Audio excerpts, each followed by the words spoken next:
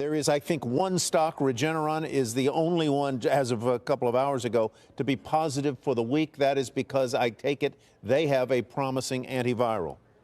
Regeneron is up. They've had not only some positive data around some of their core business, around an eye drug and some of the competition, but in general, there has been a huge interest in a lot of the antiviral names, like you mentioned, Gilead also being another one. So there is, like you said, a piqued interest in some of these biotech stocks. Where do you think they go from here? Obviously, Regeneron up to almost 3% for the week, as we see it, or maybe that was just a day I didn't see. But at any rate, where do you think these biotech stocks can go from here, and will they be a bulwark in the market? Well, I think there's two parts of that. One is that I've been talking about how this sector in general has been a tough sector, particularly the big cap names, Gilead, Biogen, Amgen, et cetera. And we believe that that's mostly been not only on drug pricing and political fears, but a lot of other factors going on. And so well, the two factors, one is let's see what happens with the coronavirus. And number two, let's see what happens next week with the Super Tuesday elections and all of the other things going on. Our view is the group is going to probably move higher, both on resolution in time on the coronavirus, and these stocks are cheap, but also because, I know a separate topic, we believe the political fears and uncertainties are also going to resolve too. So that's a whole other factor that's driving this group. And putting that aside, Michael, for now, I just want to circle back to some of the supply chain issues.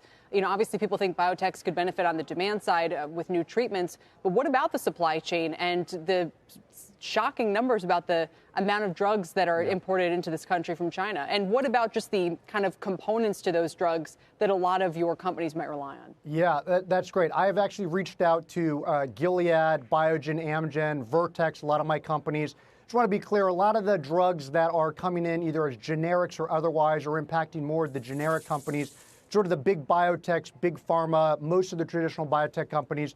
Most of those companies really not impacted by the supply chain out of China. Most of those companies' drugs or these cancer drugs are made here in the U.S. or otherwise, have not seen impact there. So for the most part, I'm not too concerned about that. And most of my companies came back and said at this point, while watching the situation, have not seen an issue there. So I'm comfortable there so far. Does that mean that, for the most part, we don't have to worry about any disruptions to the medical supply chain? You know, we were talking to a gentleman the other day who works with sort of supply chain and container issues, and he's based out of New Jersey, but he was saying even things like, you know, insulin or different things that people might need could get held up a little bit just because there's, you know, not the right containers in the right places in this country for a variety of different reasons. Yeah. Any hiccups like that we should anticipate, or do you think this should all function pretty smoothly? Well, look, I think no different than a lot of the supply chains in a lot of these other sectors we're talking about, of course, healthcare being pretty important here, is related to the fact that we don't know how long this is going to go on. I think in the short to medium term, again, having reached out to many of my companies, most of these folks have some sort of either built up inventory or built up supply of all of these products needed for supply chain, particularly because they're prepared for these types of situations. No different than when there was hurricanes in Puerto Rico, other sorts of situations like that. Most of them have these sort of contingency plans built into place. So I would think if we go out farther out in time here, we do need to start worrying about it. They're going to have to start looking at secondary suppliers. But for the most part here, I think it comes down to a bigger question we're all asking ourselves, which is how long is this going to go on? So faster the resolution, the less concern I have here. Michael, thank you very much. Always clear. We appreciate it.